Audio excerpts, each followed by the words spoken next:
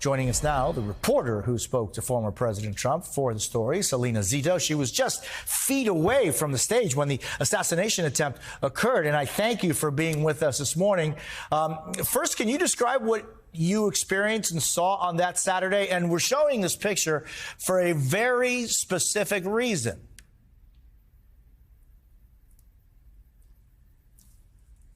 Yeah, so I was just a few feet away from the president by happenstance. I was supposed to interview him after the event, fly with him along with my daughter, who's a photojournalist, from the rally to Bedminster and interview him in that flight.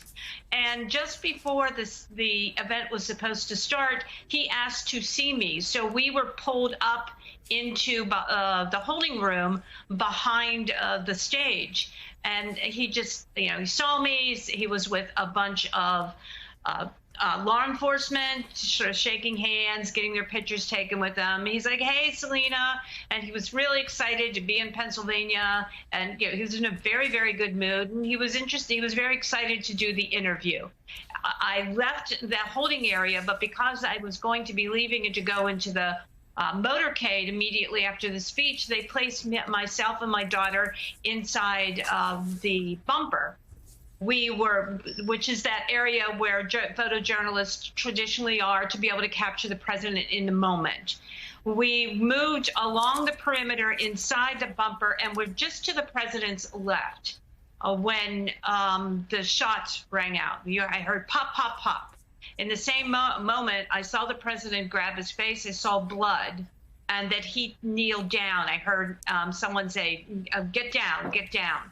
And he was, in the same time that he was surrounded by law enforcement, Secret Service, whatever the case may be, I heard 3 to 4 more additional pops. That's when I went down, and at some point, his advance man, Mikhail Picard, jumped on top of me.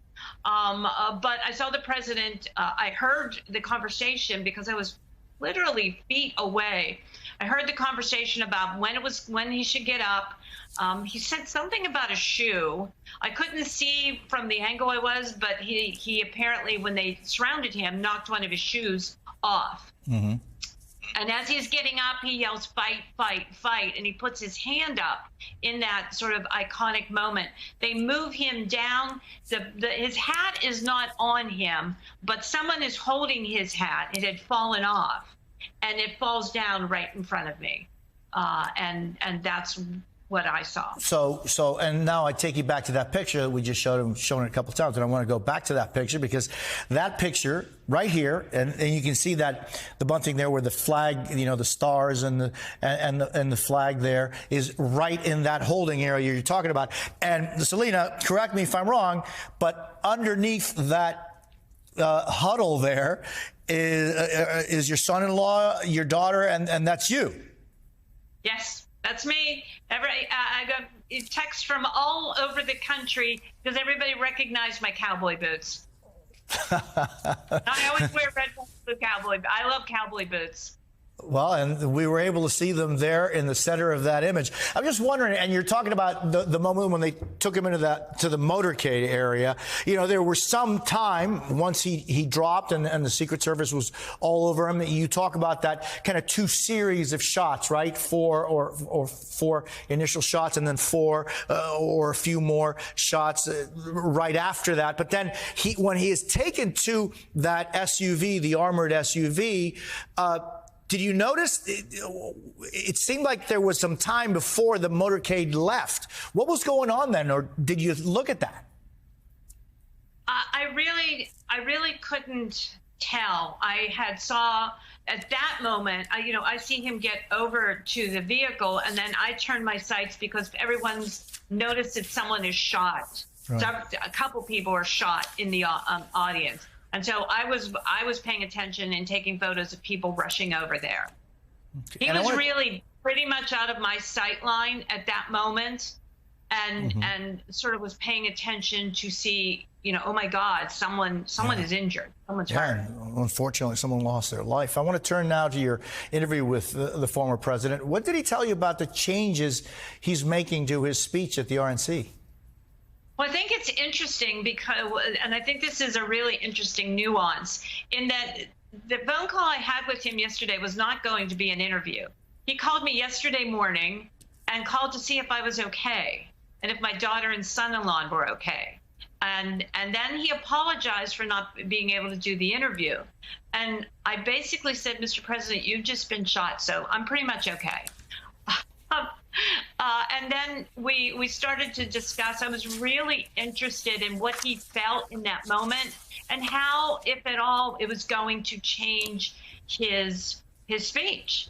And he said everything changed in that. I'm paraphrasing here, but everything changed in that moment. He said he felt it was really, really important to profess or show or demonstrate strength in that moment. And he said it wasn't about me, and it was about people knowing, projecting to people that the country is okay. We're going to be okay. And then he talked. Then I said, well, what about your speech? And he said, well, Selena, I never turn my head. And he's right. I've covered rallies forever. He may turn his body, but he never turns his head. He said, I don't know what made me turn my head in the moment. Usually I'll turn my body to point to a chart. He had like a Ross Perot moment, right, where he brought a chart out. And he turns to his right, and just in that second, that's when the bullet grazed him. Had he been in any other position, even the tiniest amount, he would be dead. We would be having a different conversation. And he said that. And we talked a little bit about God and a divine intervention. And he believes that was that moment, and that he needed to rise to that occasion when he gave his speech. So he ripped up his humdinger of a speech, which I suspect would have been classic Trump, and instead he is going to have a much completely different speech on Thursday. Selena Zito, I thank you very much for being with us. And I mean, you were very, very close to just such a dangerous situation. As we say, unfortunately, someone lost their life. 2 other people were injured, and the former president was injured as well. I thank you, Zita, for being with us this morning. Hey there, MSNBC fans. I'm Luke Russert, and be sure to join me, Rachel Maddow, Jen Psaki, Lawrence O'Donnell, Steve Kornacki, Joy Reid, and many more September 7th in Brooklyn, MSNBC Live Democracy 2024. Click on the link for ticket information. We will see you there.